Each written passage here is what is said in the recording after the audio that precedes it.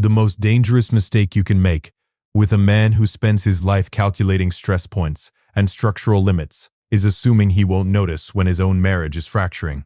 I am 58 years old, and for the better part of the last 30 years, my reality has been dictated by millimeters, tolerances, and the undeniable laws of physics. I'm a mechanical engineer. I own a small independent design shop over on the east side of Columbus, Ohio. 12 men work for me.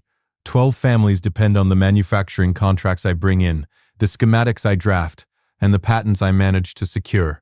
It's a quiet life, shaped by heavy responsibilities and the smell of industrial cutting fluid. It is exactly the kind of existence I was built for. When I'm not at the shop, you'll usually find me in the basement of our house on Arlington Avenue.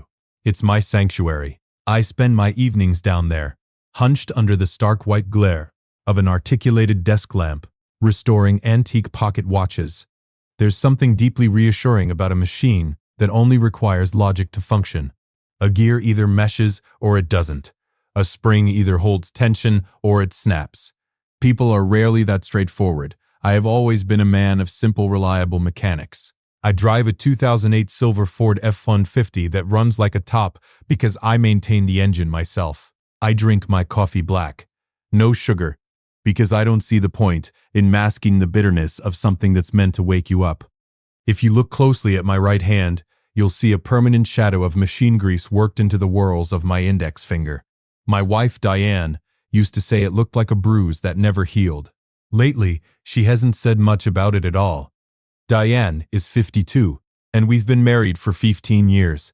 She has always possessed a certain impatience with my pace of life. Where I see durability in old things, she sees outdated junk. Where I find comfort in routine, she feels suffocated by the lack of spectacle. Our driveway is a perfect illustration of this. My battered silver truck sits parked next to her pristine, leased luxury SUV. I always knew we were built from different materials. I just figured the foundation of our marriage was strong enough to hold the weight of those differences.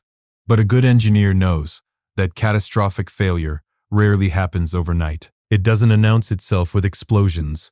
It starts with microscopic fissures, tiny, almost invisible shifts in the structural integrity that you ignore until the bridge collapses. For me, the first sign of fatigue didn't look like a crack. It looked like a ceramic mug of coffee. It started about 3 weeks ago. I was in the final stages of designing a new high-pressure industrial valve.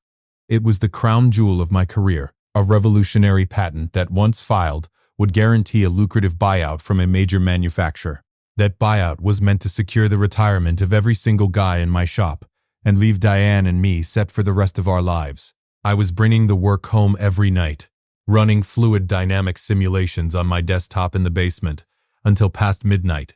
And suddenly, Diane started visiting me. Over the span of a decade, I could count on one hand the number of times Diane had willingly descended those basement stairs.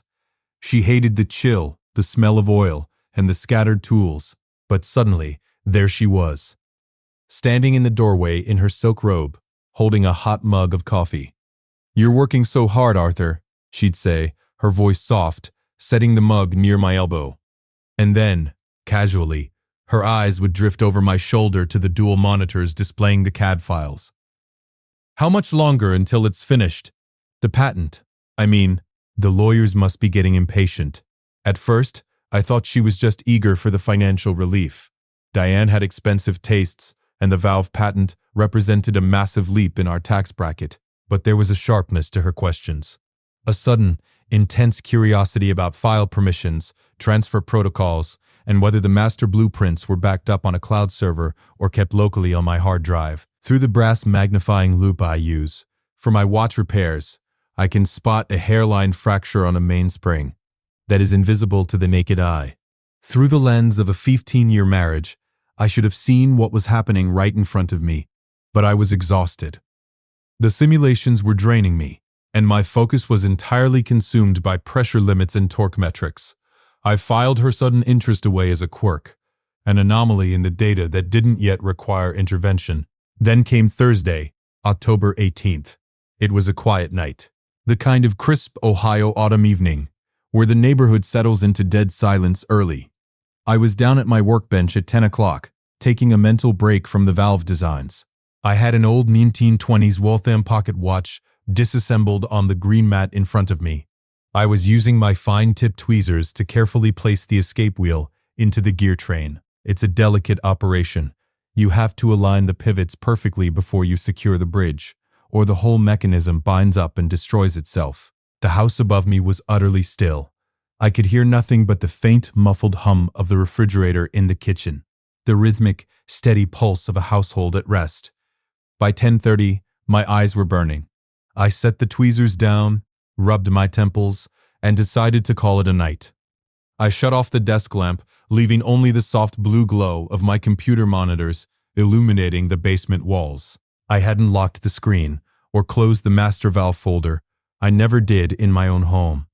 I walked toward the wooden stairs, feeling the familiar ache in my lower back, anticipating nothing more than a hot shower and sleep.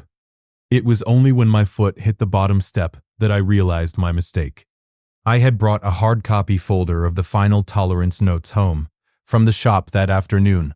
I needed them first thing in the morning to cross-reference a thermal expansion issue, and I remembered exactly where I had left them, sitting right on the edge of the dining room table, directly above me. I sighed, rubbing the faint grease stain on my thumb, and began the slow walk up the basement stairs into the dark house. What I didn't know yet was that the structure I thought I was living in had already collapsed. Our house on Arlington Avenue was built in the early 1970s. It has solid oak staircases that, over the years, have settled into a distinct pattern of groans and creaks. If you step on the center of the third tread from the top, it snaps like a dry twig. I always step on the extreme right edge, pressing my weight into the stringer board. It isn't a conscious effort to be stealthy. It's simply an engineer's habit of minimizing friction and avoiding unnecessary noise. I reached the upper landing at exactly 11:42 p.m. The hallway was pitch black, just as it should have been. Diane usually took a sleep aid around 10 o'clock and was dead to the world by 10:30. But tonight, a sharp, sterile sliver of LED light was bleeding out from under the kitchen door at the end of the hall. Before I even took a step toward it, the sound reached me. It was the tinny, compressed audio of a smartphone speaker on speakerphone, followed by Diane's voice. It wasn't the soft, soothing tone she had used earlier when she brought my coffee down to the basement. It was a hushed, urgent hiss, brittle with adrenaline. I stopped. I stood, perfectly still, in the dark hallway, listening. "You don't need to understand the math," Diane was saying. "You just need to know how to drag and drop a folder." A man's voice crackled through the speaker, a lazy, arrogant drawl that instantly set my teeth on edge. It was Marcus, Diane's younger brother. Marcus was 40, chronically unemployed, and possessed a remarkable talent for turning other people's money into his own failed crypto ventures. He was a professional parasite, the kind of man who always believed the world owed him a favor. "I get it, Diane." Marcus sighed through the phone. "But are you sure the old man doesn't have it password protected? These tech head guys usually lock everything down like Fort Knox." I didn't move. I didn't announce myself.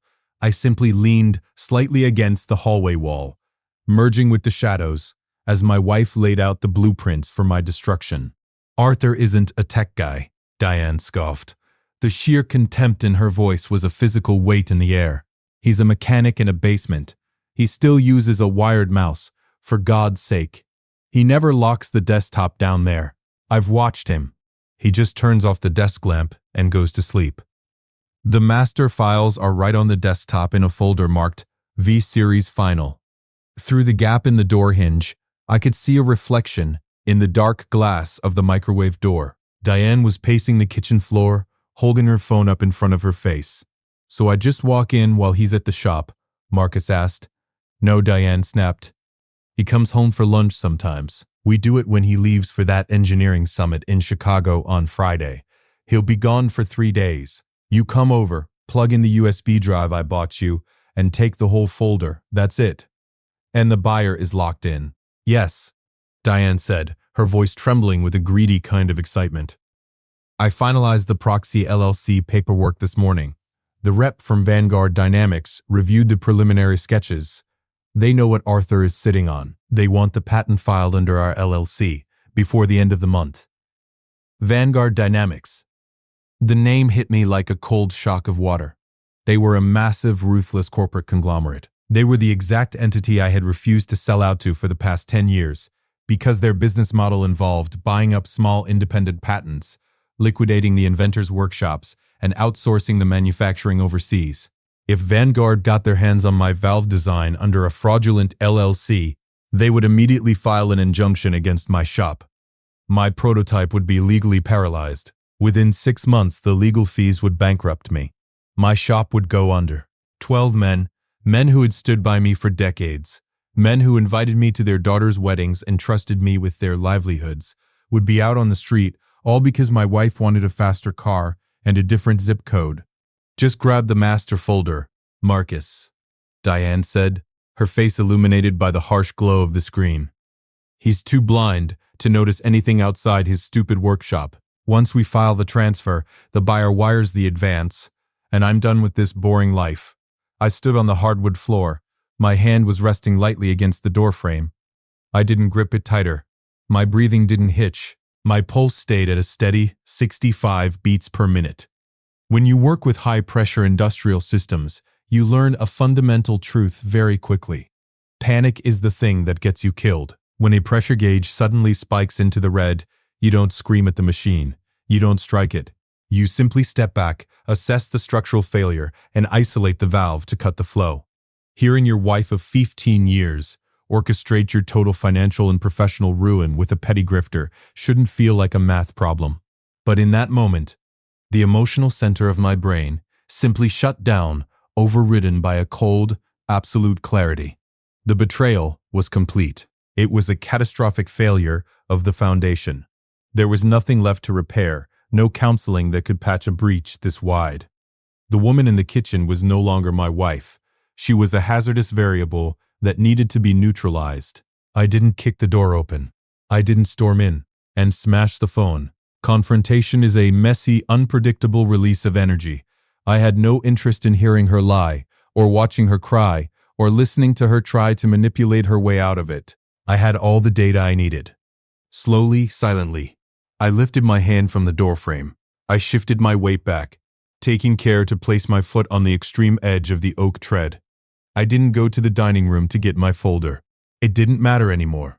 I retraced my steps down the dark hallway, descended the groaning wooden stairs, and walked back into the chill of the basement. My workbench was just as I had left it.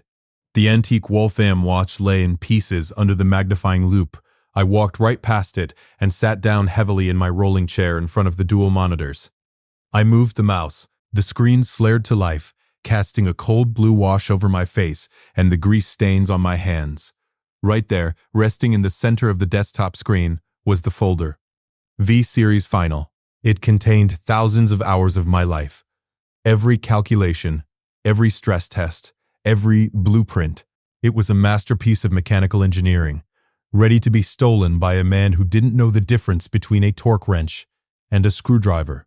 I leaned forward, the glow of the monitor reflecting in my eyes. If Marcus wanted a master folder to steal, I was going to give him one. But I was going to make sure that the blueprint he walked away with was the most dangerous piece of machinery he had ever touched. The glowing screen of a computer monitor at midnight has a way of erasing the rest of the world.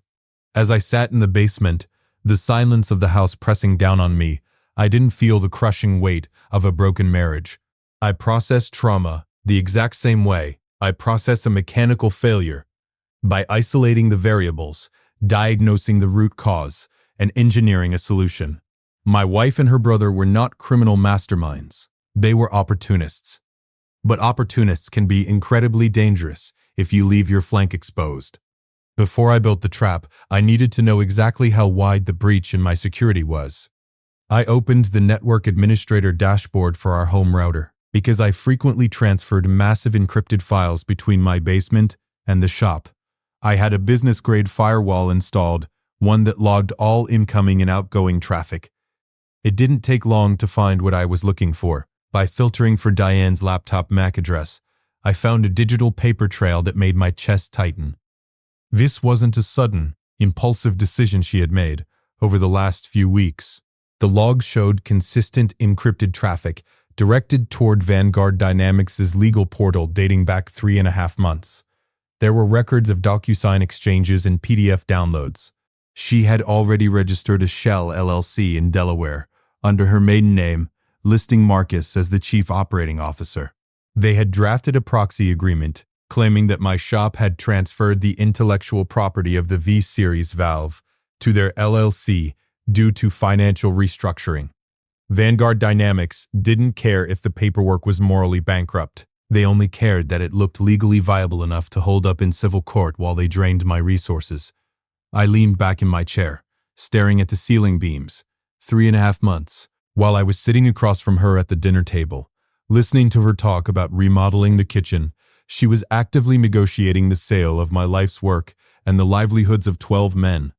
The sheer breathtaking arrogance of it was almost impressive. She genuinely believed I was so absorbed in my gears and springs that I would just quietly accept defeat when the eviction notice hit the shop's door. I looked at the folder on my desktop, V-Series Final. I could have simply deleted it. I could have confronted her right then or called the police. But deleting the files wouldn't punish Vanguard Dynamics for engaging in corporate espionage, and it wouldn't stop Diane and Marcus. They would just find another angle, another weakness. If you want to permanently disable a predator, you don't build a wall. You offer them exactly what they are hunting for, but you make sure they swallow a hook they can never pull out. I opened the master CAD files. The V-Series valve was a masterpiece because it could handle an unprecedented 5,000 psi of internal pressure without suffering metal fatigue. The secret lay in the precise geometric curvature of the internal retaining wall and the specific thermal expansion coefficient of the alloy I had selected. It was perfect. Slowly, methodically, I began to dismantle my own perfection. I didn't make obvious mistakes. If Vanguard's engineers opened the files and saw glaring errors, they would immediately flag it as a decoy. The trap had to be invisible to the naked eye. It had to survive their initial digital simulations, just long enough for them to commit millions of dollars to physical prototyping and investor demonstrations. Over the next 4 hours, working in the dead of night, I introduced a series of microscopic, fatal flaws into the blueprints. I altered the thickness of the primary retaining wall by exactly 0.4 millimeters. A shift so slight it looked like a standard manufacturing tolerance on paper. Then, I adjusted the metallurgical notes, swapping my proprietary alloy blend for a cheaper standard-grade steel that Vanguard favored for mass production. On a computer screen, the valve still looked revolutionary, but I knew the physics. I knew exactly what would happen when that specific geometry met that specific metal under 5,000 psi of live pressure. The retaining wall wouldn't just fail, it would shear off completely. The valve would become a fragmentation grenade. Vanguard Dynamics was famous in the industry for rushing physical prototypes to secure rapid venture capital funding. They wouldn't spend 6 months running advanced thermal simulations. They would build it, hook it up to a high-pressure line in front of their board of directors, and flip the switch. And Marcus and Diane, as the proud owners of the fraudulent LLC supplying the patent, would be standing right in the blast radius of the legal fallout. By 4 a.m., my eyes were gritty and my coffee cup had been empty for hours. The honeypot was finished. I saved the poison files, leaving the folder exactly where it had always been on the desktop, completely unsecured. Then, I took a pristine, encrypted external hard drive from my fireproof safe. I transferred the actual V-Series files, the pure uncorrupted mathematics, onto the drive. I scrubbed the real data from the computer's hard drive, using a multi-pass military wipe, ensuring not a single ghost byte remained. I slipped the encrypted drive into my briefcase, right next to my plane tickets for Chicago. Above me, I heard the floorboards creak. The water pipes shuddered as the upstairs shower was turned on. Diane was waking up. The house was coming back to life, totally unaware that its foundation had just been permanently re-engineered. I turned off the monitors, the basement plunging into darkness, and smiled. Before I tell you what happened when the trap finally snapped shut, ask yourself, what happens when you build a bridge with perfectly flawed mathematics? Drop a like if you think you know how this ends, but I promise you, you don't. It is a surreal experience to sit across the breakfast table from someone who is actively plotting your destruction. On Friday morning, the kitchen smelled of roasted coffee and toasted sourdough, exactly as it had for the last 5,000 mornings. Diane was standing by the marble island, pouring orange juice into a glass. The morning sunlight caught the edge of her profile, making her look peaceful. I watched her from the table. My pulse was a steady rhythmic thrum. There was no anger flooding my system, no urge to flip the table or demand answers. Anger is friction. Friction creates heat, and heat degrades a system's efficiency. I had an operation to execute, and it required absolute zero.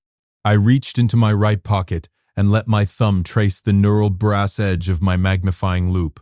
I've carried it every day for 20 years. It's a constant physical reminder that the truth of any mechanism is never found on its surface. You have to magnify the stress points. You have to look at the microscopic fractures. Diane lived her entire life on the surface. She only cared about the polished finish of things. The luxury cars, the zip codes, the appearance of wealth. She never bothered to understand the heavy, grinding machinery required to produce it. That was going to be her undoing. At exactly 8:15 a.m., I picked up my leather overnight bag from the hallway floor. "I'll be back Sunday evening," I called out, my voice perfectly level. Diane walked over, adjusting the collar of my jacket with a practiced weightless affection. She leaned in and kissed my cheek. She smelled of expensive floral perfume and deceit. "Have a good trip, Arthur," she said, her eyes bright with a suppressed, nervous energy. "Don't work too hard. The summit will be exhausting." I looked past her, down the long hallway that led to the basement door. Down there, sitting in the dark, my workstation was powered on. The monitors were asleep, but the hard drive was humming. The folder was sitting dead center on the desktop, entirely unprotected. "I won't," I replied. I offered her a small, tight smile. "Make sure you lock up carefully while I'm gone. You never know who might just walk in." She didn't even blink. "I will." She didn't even blink. "I will." Safe flights. An hour and a half later, I was sitting at a quiet corner gate at John Glenn Columbus International Airport, nursing a black coffee. I opened my laptop, connected to a secure cellular hotspot, and dialed my corporate attorney. "David." "Arthur," David answered. "You're up early. Are we pulling the trigger on the Vanguard injunction?" "Not an injunction, David. A structural bypass," I said, watching the tarmac operations through the floor-to-ceiling glass. I had been planning a safeguard for months, long before I knew about Diane's betrayal, simply as a standard business practice. 3 weeks ago, I had instructed David to register an anonymous holding company called Apex Precision LLC. It was a completely separate legal entity from my machine shop. "I need you to execute the IP transfer we discussed," I told him. "Take the encrypted hashes and the master blueprints I sent you yesterday and officially assign all patent rights, prior art timestamps, and ownership of the V-Series valve to Apex Precision. I want the paperwork filed with the USPTO by noon." "Done. Done," David said. "But what about the files on your local servers? If someone else gets their hands on the preliminary drafts, it could create a headache." "Let them have the drafts," I said. "They're mathematically flawed. By the time anyone figures that out, our ironclad timestamp will already be in the Federal Registry." I hung up the phone and boarded my flight to Chicago. The legal snare was set. The decoy was in place. Now, I just needed the thieves to break in. That evening, the contrast between our two realities was something I will never forget. I was sitting alone in a dimly lit, silent hotel room overlooking the Chicago River. I had taken off my suit jacket and rolled up my sleeves. I held a small pocket knife in my right hand, methodically peeling a green apple. I kept the blade at a perfect consistent angle, removing the skin in one long, unbroken ribbon. The silence in the room was heavy, but it was a clean, manageable silence. The silence of a machine operating at peak efficiency. 300 miles away in Columbus, the atmosphere was entirely different. I didn't need to be in the house to know what they were doing. My laptop was open on the hotel desk, displaying the live traffic logs from my home router. At 7:30 p.m., a new device pinged the network. A smartphone. The MAC address belonged to Marcus. I could picture it perfectly. They were probably in the kitchen, popping the cork on a bottle of champagne she had bought with my credit card. They were toasting to their brilliance, to their sudden wealth, laughing at the boring, grease-stained engineer who was too blind to see his own wife robbing him blind.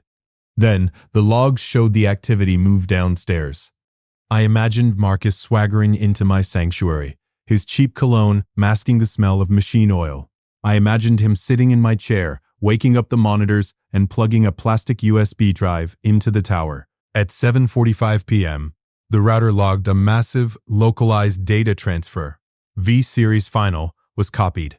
I took a slow bite of the apple. It was crisp and tart. 20 minutes later, at 8:05 p.m., an encrypted outgoing transmission hit the firewall. It was an email containing a 2 GB zip file, routed directly to the secure intake servers of Vanguard Dynamics Acquisitions Department. Appended to the file was a digital signature from the Shell LLC Diane and Marcus had created. They had actually done it. They had swallowed the hook, the line, and the sinker. They thought they had just secured a multi-million-dollar payday and a one-way ticket out of their mundane lives. They thought they had outsmarted the quiet man in the basement. They had absolutely no idea that they had just stolen a digital pipe bomb, hand-delivered it to one of the most litigious and ruthless corporations on the eastern seaboard, and signed their own names to the warranty. The system was fully pressurized. Now, all I had to do was wait for the structural failure. It takes exactly 4 weeks for a conglomerate like Vanguard Dynamics to rush a mechanical prototype through fabrication and into physical testing. I knew their timeline because their greed always operated on a predictable schedule. For 28 days, I watched Diane live in a state of euphoric delusion. She bought new designer clothes on our joint credit card. She spent hours on the phone with real estate agents, looking at properties in gated communities, fully confident that a massive advance check was already in the mail. I spent those same 4 weeks running my shop with a quiet, uninterrupted focus. I submitted the real V-Series blueprints to the manufacturers through Apex Precision. And every afternoon at 2 p.m., I sat in a faded vinyl booth at Neil's, on 3rd, a diner, a few miles down the road from the shop, drinking black coffee and waiting for the physics to take their course. The structural failure finally occurred on a Tuesday. I was staring out the diner window at the gray Ohio sky when my phone buzzed against the Formica table. It was David, my corporate attorney. He didn't bother with a greeting. "They tested it," David said, his voice a mix of awe and grim satisfaction. "Vanguard's acquisitions team put the prototype in their high-pressure chamber this morning for a live demonstration with their venture capital board." I took a slow sip of my coffee. "At what pressure did it shear?" 4,200 psi, David replied. The retaining wall collapsed entirely. The inferior steel alloy they used couldn't hold the geometric variance. It didn't just fail, Arthur. It blew the testing rig to pieces. The blast was contained in the safety chamber, so nobody was injured, but it completely destroyed a $2 million diagnostic array. I set my mug down. The math was flawless. "And the legal fallout?" I asked. "Catastrophic." David said, "Vanguard's engineers ran a post-mortem on the wreckage and realized the blueprints were fundamentally sabotaged. That triggered their legal department to do a deep audit on the Shell LLC your wife and brother-in-law set up. It took them about 10 minutes to find our federal timestamp for Apex Precision. Vanguard realized they had bought a lethal, fraudulent decoy from a pair of grifters who owned absolutely zero rights to the intellectual property.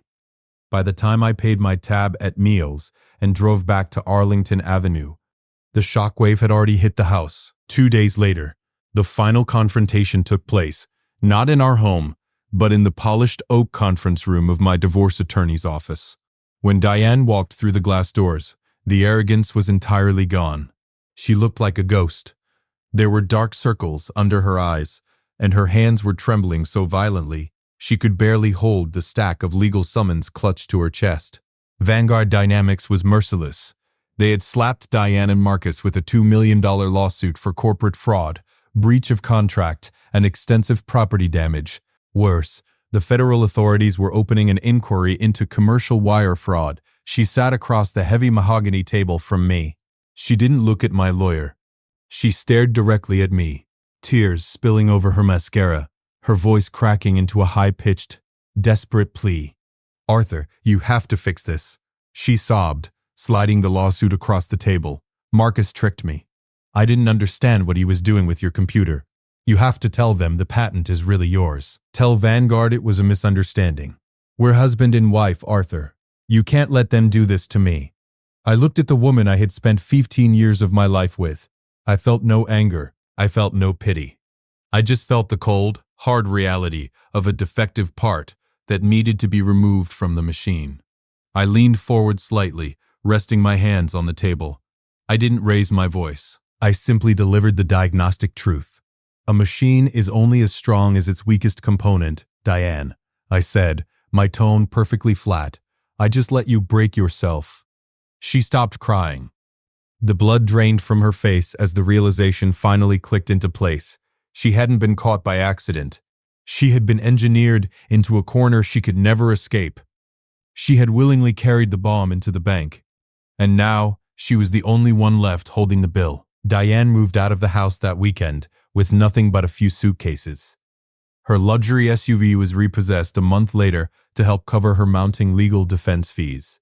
Marcus, true to his nature, attempted to flee the state, only to be picked up by authorities in Indiana. Life on Arlington Avenue returned to a state of absolute, predictable peace.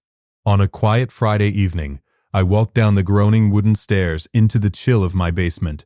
The blue glow of the computer monitors was gone, replaced by the warm, focused beam of my articulated desk lamp. I sat down at the workbench.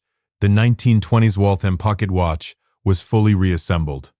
I picked it up, my thumb resting over the crown. With a slow, deliberate motion, I wound the mainspring. A second later, the sharp, rhythmic tick-tick-tick echoed in the silent room.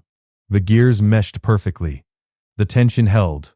The machine was functioning exactly as it was designed to. Betrayal is like a microscopic crack in a foundation.